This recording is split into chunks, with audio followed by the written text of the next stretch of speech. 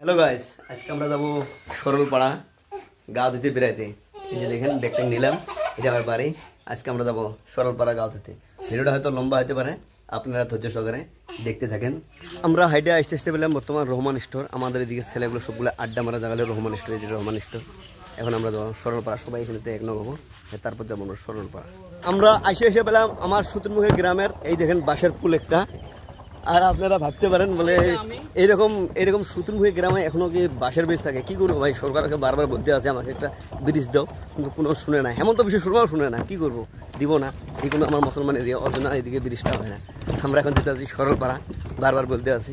এই যে আফিউর সরলপাড়া। আমরা এসে পেলাম চাপড়ের এসপি পেট্রোল পাম্প। এখান থেকে একদম তেল ভরাইতেছে বিল্লাল, আর এদিকে ভরাইতেছে আফিউর আর কুসু জামাই। তেল ভরে ডাইরেক্ট যাবো সরলপাড়া। সরলপাড়ার এই রাস্তাটায় একদম পুরো একদম জঙ্গলের জঙ্গল। এখানে বড় বড় হাতি বেড়ায়, বাঘও নাকি বেড়ায়। যদি হাতি বেড়ায় তাহলে এখানে বাঘও বেড়াতে পারে। তার উপরে হচ্ছে কি, এখানে মোটর সাইকেল জোর করে চলা যায় না, ছোট ছোট গাড়িও জোর করে চলা যায় না। রাস্তাটা এত যে ভাঙা রাস্তা, একদম বিলাল কিরকম রাস্তাটা ভাঙা।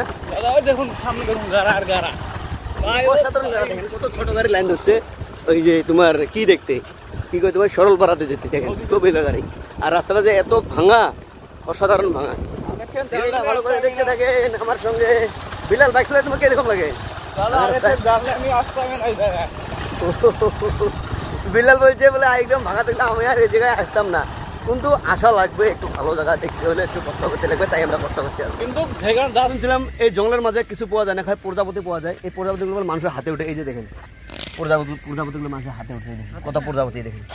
এই জঙ্গলের মাঝে কিছু নেই, খালি কিচ্ছু দেখতে পেলাম না, প্রজাপতিগুলোকে দেখতে পেলাম, কত সুন্দর।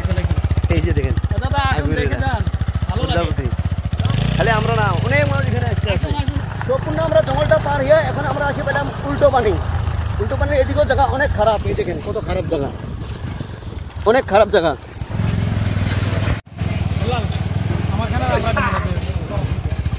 আমরা এসে পেলাম মিনি কাশ্মীর পেলগাম।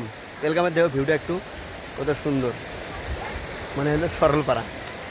সরল কাপড়টা সব খুললাম, খুলা এই তো নেমে খুললাম। বিল্লাল ফটো আর ভিডিও করার পাগলা হয়ে গেছে, আগের ফটো পাগলা হয়ে গেছে।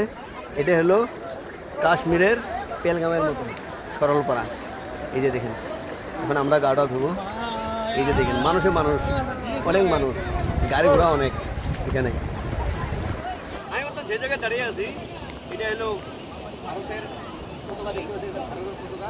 আর এদিকে হলো ভুটান, আর এদিকে হলো ভারতকে শত্রু করে দিয়েছে।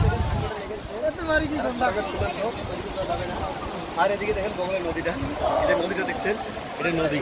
এখানে গা দিতে পারবে, ওইদিকে যাওয়া একদম পারবেন না, নিষেধ আছে। এদিকে ভুটান, এদিকে হলো ভারত।